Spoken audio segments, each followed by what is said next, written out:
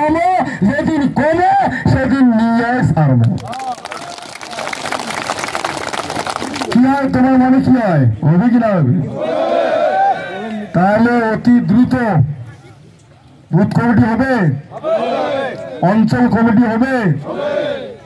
দ্বিধাদ্বন্দ্ব না করিয়া অন্য কোন পলিটিক্যাল পার্টি অভূমিপুত্র মানুষের কথা ধরিয়া আর চুপ করি বসি থাকেন না।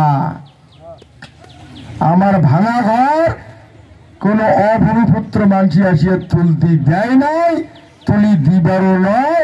আমার ঘর আমারে তোলা খাবে, এই চেতনাটা মনে রাখবেন। কথা বুঝছেন? যাই হোক, আমার আজকের দিনটা আর একটা কর্মকাণ্ড হয়।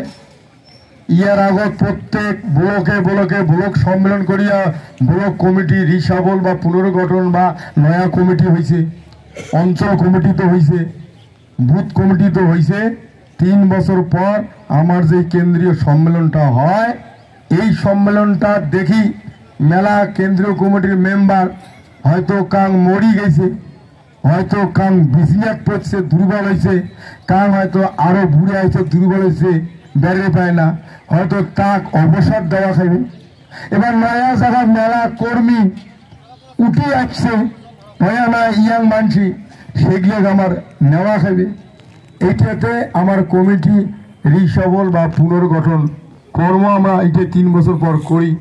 সেই কর্মকাণ্ড পরবর্তীতে আমার কনভেনার আছে, কোন কোন ব্লকের কি কি অবস্থা আছে শোক তলদি ধরিয়া সেটা ইমিডিয়েট আমরা কর্ম বেশি দেরি করিবার নই। কেন আমার লাইটের কোনো ব্যবস্থা নাই, পারমিশন মানে আমার কার পারমিশন নেই, তবু কবা আছে বেলাতে শেষ কর্ম। এটা নিয়ম, যে কোনো কর্মে একটা নিয়ম থাকে। আইনটা তো আমরাই বানাছি, সেজন্য আইনটা আমরাই বানাছি, আইনটা মর্যাদা সম্মান আমার ওখানে করা দরকার। যার জন্য যদি আমরা এত বাতি রাতি নাগাই রাতিও করি কোনো বাধা নেই, কারণ কিছু করার মালিকও কাজ কি করে। কিন্তু সবচেয়ে বড় কথা আমরা লাইটের ব্যবস্থা করি নেই, এলা জেনারেটার কন লাইট লাগান হ্যান ত্যান করতে হবে, আরো সময় যাবে।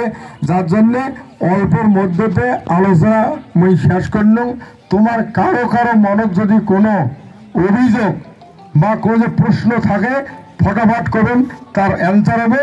তারপরে কমিটির নাম আইসা অনুযায়ী আমার কেন্দ্রীয় কমিটি বর্ধিতকরণ বা সংকোচনকরণ যেটাই হোক কর্ম, এই আহ্বানটা আপাতত রাখিয়া পরে মই সাধারণ সম্পাদক হিসাবে আমার জবাবি ভাষণ যেটা দেওয়া খায় দিন। তারপরে আমার সভাপতি বা ঘরে অবশ্যই আছে, ইনি তার মূল্যবান আলোচনার মধ্য